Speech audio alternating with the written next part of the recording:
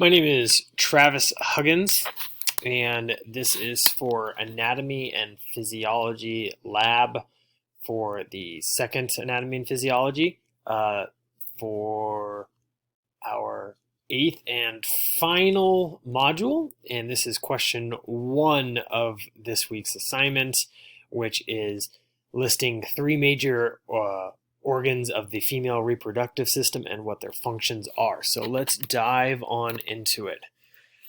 First off, we have the ovaries, which are here and here.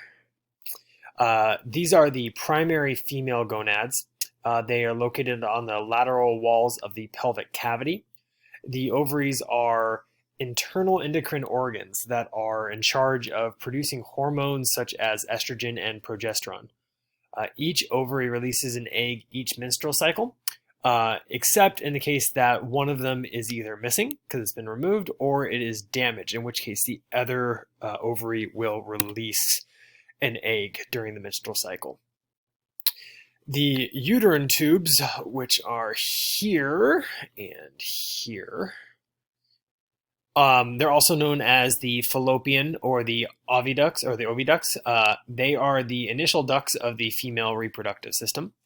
The uterine tubes connect the isthmus on their proximal side, and they expand to move around the ovary right here on their distal side.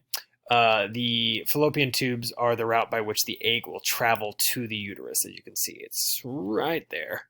And they originate, obviously, right here on the ovaries. Last but not least, we have the uterus itself, which is also known as the womb. It is the pathway which sperm takes on its way to the uterine tubes. The uterus is the organ where growth of the fetus occurs, and its role is to receive fertilized eggs from these fallopian tubes. It also assists in sexual response by helping direct blood flow to the ovaries, vagina, clitoris, and labia. And that is that for this assignment.